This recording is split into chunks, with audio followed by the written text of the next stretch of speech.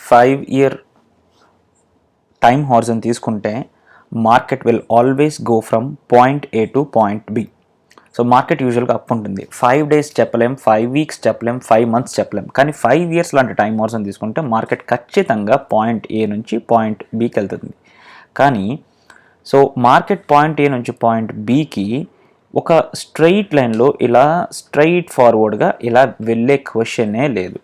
ఎందుకంటే market always zigzag ఉంటుందన్నమాట. అంటే ఇట్లా పైకి వెళ్ళి ఇలా కిందకు వచ్చి, ఇలా పైకి వెళ్ళి ఇంకా కిందకు అప్పుడప్పుడు వచ్చి, ఇంకా పైకి వెళ్ళి ఇంకా కిందకు వచ్చి, ఇట్లా ఈ జిగ్జాగ్ ఫార్మేషన్లో మాత్రమే మార్కెట్ పైకి వెళ్తుంది. ఎందుకంటే కొంచెం పైకి వెళ్తే సెల్లర్స్ అమ్మేయడం స్టార్ట్ చేస్తారు, బయర్స్ కొంటారు, మళ్ళీ పైకి తీసుకెళ్తారు, మళ్ళీ సెల్లర్స్ అమ్ముతారు, మళ్ళీ బయర్స్ పైకి తీసుకెళ్తారు. This is exactly how market is suppose to go.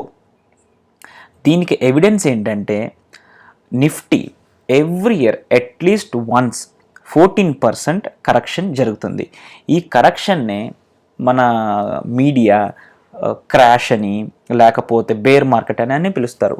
Nifty ఒక 14% కరెక్షన్ అన్నది వెరీ నార్మల్. అండ్ మీరు 2004 నుంచి తీసుకుంటే కనుక except in 2008 and 2020 every year 14% correction అయ్యేది.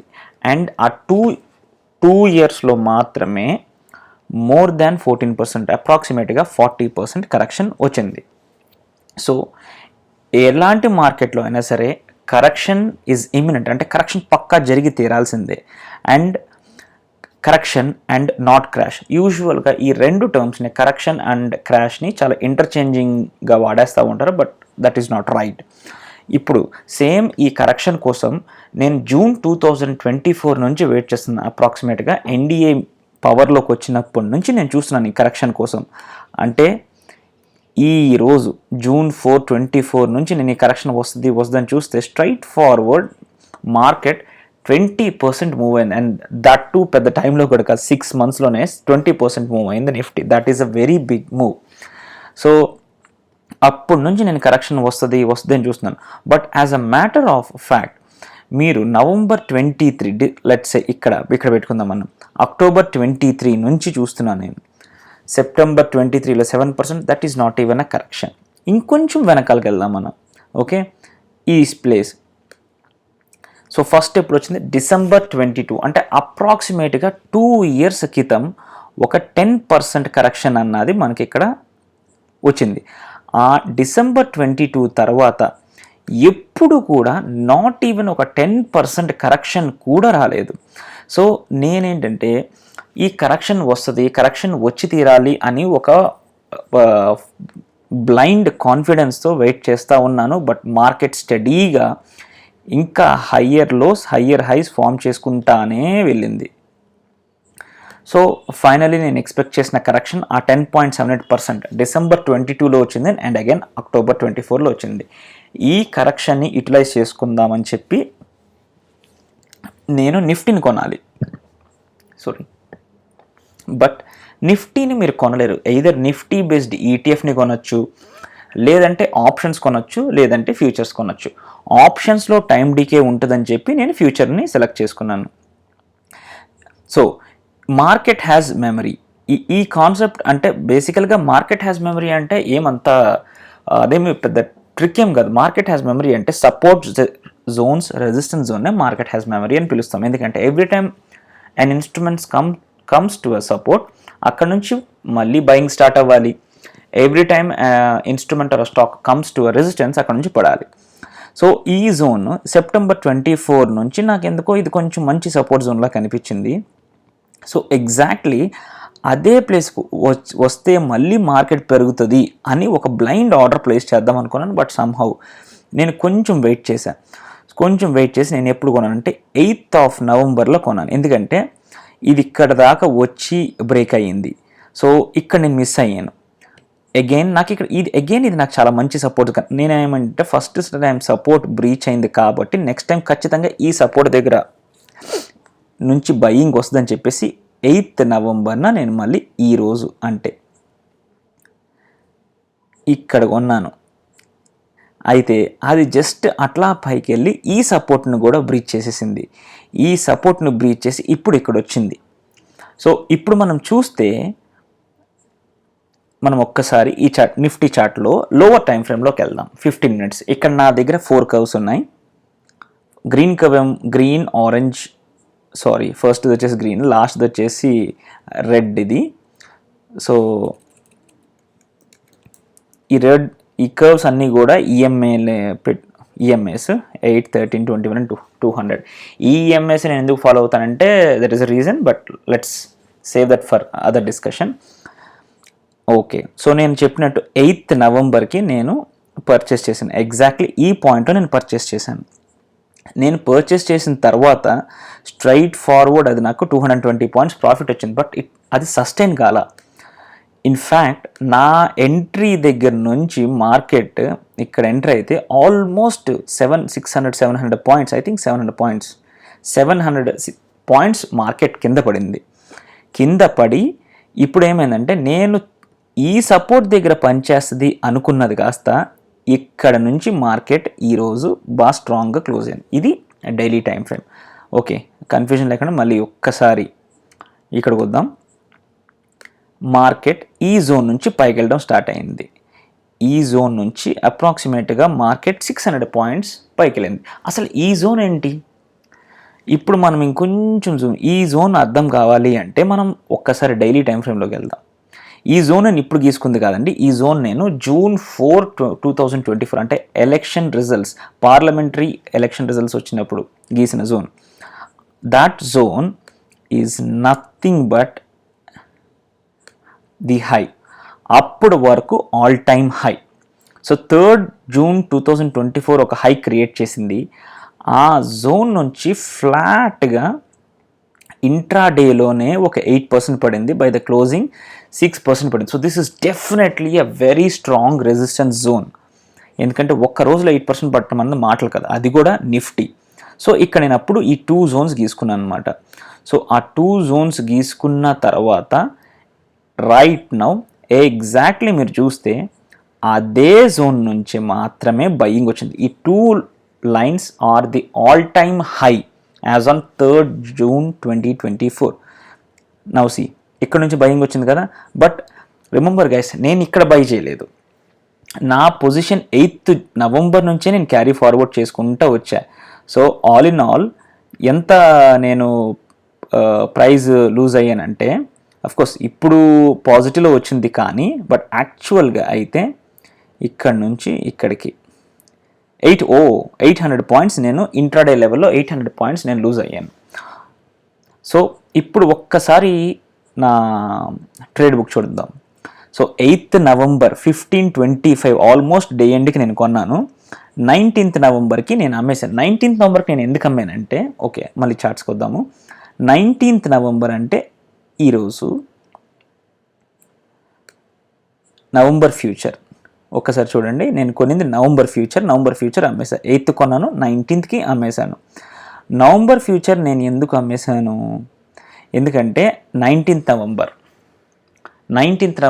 26th Novemberకి అప్రాక్సిమేట్లీ 1 week దూరం ఉంది అండ్ ఎక్స్పైరీ డే.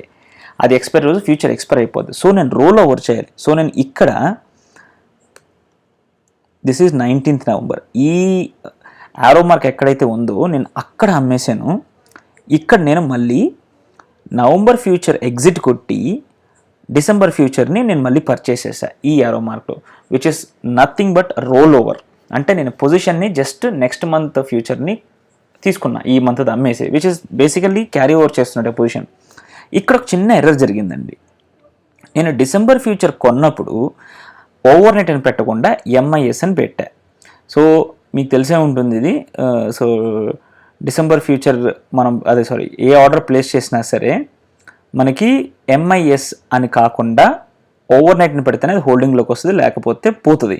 సో ఆ రీజన్ వల్ల 19th Novemberకి చూడండి, 12:13కి నేను ఎగ్జిట్ కొట్టా, 12:45కి నేను బై కొట్టాను. అయితే 19th November 15:25-19 మళ్ళీ ఎగ్జిట్ అయిపోయింది. ఎందుకంటే నేను ఓవర్ నైట్ అని పెట్టకుండా ఎంఐఎస్ అని పెడతాం వల్ల అది ఒక మిస్టేక్, అది ఇట్స్ అ బ్లండర్ యాక్చువల్గా చెప్పాలంటే. సో పొజిషన్ ఎగ్జిట్ అయింది. ఎగ్జిట్ అయిపోతే ఇప్పుడు వచ్చింది నాకు యాక్చువల్గా టెన్షన్. ఎందుకంటే 19th November క్లోజింగ్కి చాలా మంచి పాజిటివ్స్ ఉన్నాయి. ఎందుకంటే మహారాష్ట్రలో, జార్ఖండ్లో ఎలక్షన్స్ జరిగితే ఎన్డీఏలోనే పవర్ వస్తుందని చెప్పేసి ఎగ్జిట్ పోల్స్ చెప్పినాయి. ఇప్పుడు డిసెంబర్ ఫ్యూచర్ చూపిస్తాను. ఈ ఎగ్జిట్ పోల్స్ ఎంత పాజిటివ్ అంటే మార్కెట్ భయంకరంగా గ్యాప్ పై అట్లా పైకి వెళ్ళిపోవాలన్నది నా అజంప్షన్. కానీ అదే రోజు అంటే ఒకరోజు హాలిడే, ఎందుకంటే అసెంబ్లీ ఎలక్షన్స్ జరిగినాయి 20th November. So 19th November తర్వాత సీదా 21st November. 21st November huge negative. Adani group మీద ఒక బ్రైబరీ అలిగేషన్ వచ్చింది. దానివల్ల మార్కెట్ అంతా పడిపోయింది. నిఫ్టీ 50లో 2 అదాని గ్రూప్స్ ఉన్నాయి, కంపెనీస్. ఆ రెండు కూడా almost like lower circuit. Adani enterprise అయితే లోవర్ సర్క్యూట్, అదాని పోర్ట్స్ అయితే ఐ థింక్ -14% ఎంతో. ఇది ఎంటైర్ నిఫ్టీని డ్రాగ్ చేసేసింది. అంటే -20% మాటలు కాదు కదా. సో ఇది నిఫ్టీ కూడా అట్లాగే పడింది. నాకు this is a heaven sent opportunity. ఎందుకంటే నేను ఇక్కడ పొజిషన్ కొన్నాను, అది ఎగ్జిట్ అయిపోయింది ఇక్కడ. సో ఈరోజు నేను ఎగ్జిట్ అయిన పొజిషన్ దగ్గర నుంచి నాకు ఆల్మోస్ట్ 120 పాయింట్స్ తక్కువ వచ్చింది. ఒకసారి ట్రేడ్ బుక్లో చూద్దాం. ఇక్కడ చూడండి, సెల్ 23665 దగ్గర నేను ఎగ్జిట్ అయిపోయింది. ఆటో ఎగ్జిట్ చేశారు వాళ్ళు. కానీ ఇమీడియట్గా నేను 919కి కొన్నాను అట్ 23526. అంటే ఆల్మోస్ట్ నాకు 140 పాయింట్స్కి తక్కువ నాకు దొరికింది. I went in, I purchase it again. So సైకలాజికల్గా ఏంటంటే నేను ట్రేడ్ క్యారీ చేస్తున్నట్టే. ఇప్పుడు అదే ట్రేడ్ డిసెంబర్ ఎక్కడి నుంచి అండి 23,526. సో 23,526 అంటే లెట్స్ జస్ట్ సే ఎక్కడెక్కడో ఉందనుకుందామండి, రైట్. సో 23,526 నుంచి ఈరోజు పొజిషన్ ఆల్మోస్ట్ 570 పాయింట్స్ పైకి వెళ్ళింది. అండ్ నాకు ఈ అన్నిటికంటే మోస్ట్ హ్యాపీయెస్ట్ థింగ్ ఏంటంటే ది కాన్సెప్ట్ అండి, market has memory, which again means nothing but market remembers support and resistance. A zone నుంచి అయితే పైకి వెళ్ళాలో ఆ జోన్ నుంచే పైకి వెళ్ళింది. And when I talk about zone, అది ఒక థిన్ లైన్ కాదండి. జోన్ అంటే ఏదో ర్యాండమ్గా కాకుండా మీకు కొంచెం వాట్ ఈస్ సే లైక్ కొంచెం స్పేస్ ఇవ్వాలి మీరు. ఇదిగోండి ఇట్లా this should be a zone. Market అంటే ఎగ్జాక్ట్గా 24,000 అన్న ఒక నెంబర్ పెట్టుకోకూడదు. 24,000 +100 or -100, that's how we should operate. మీరు ఆ జోన్స్ ఒక్కసారి కానీ ఐడెంటిఫై చేయడం స్టార్ట్ చేస్తే you will have an edge. Not necessary every zone will not work. ఇప్పుడు ఫర్ ఎగ్జాంపుల్ నేనే చూడండి, నేను ఎక్కడైతే మార్కెట్ ఫస్ట్ ఆర్డర్ ఎక్కడైతే ప్లేస్ చేశానో అక్కడ నుంచి మార్కెట్ 820 పాయింట్స్ పడింది. సో అంటే నేను అందులో కూడా ఫ్యూచర్స్లో ఉన్నాను. సో నా ఎంటీఎం అసలు హారిబుల్గా ఉంటుంటుంది. బట్ నాకు తెలిసి ఎందుకంటే నిఫ్టీ పైకి వెళ్ళాలి అని చెప్పి ఇప్పుడు ఇక్కడ నుంచి పైకి వెళ్ళింది కాబట్టి, so we can say one thing, this zone has failed. ఈ బ్లాక్ లైన్ అన్నది ఫెయిల్ అయింది, ఈ ఆరెంజ్ లైన్ అన్నది సక్సీడ్ అయింది.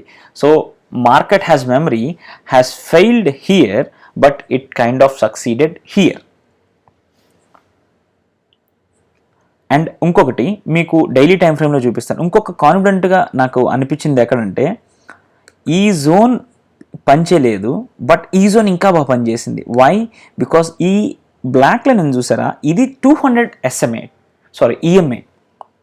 సో అగైన్ నేను చెప్పినట్టు ఈఎంఏ అయినా జోన్ అయినా any zone, support zone or resistance zone, you should always think like a rubber band అనమాట. అంటే జోన్కి అవతల పక్క వెళ్ళొచ్చు, ఇవతల పక్క వెళ్ళొచ్చు. సో ఆ జోన్ అంటే it should be a zone, whether it is EMA or anything.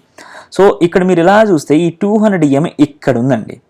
And this is not just 200 EMA, this is also ఇందాక నేను చెప్పినట్టు all time high as on 3 June 2024. So ఇక్కడే 3 జూన్ 2024 ఉంది, ఇక్కడే 200 SMA ఉంది. And ఇక్కడ నుంచే మనకి స్ట్రాంగ్ బయింగ్ ఈరోజు చూడండి, almost like 557 points. So it's a confluence అన్నమాట, ఏదో జస్ట్ ఒక సింపుల్ ఇది కాదు.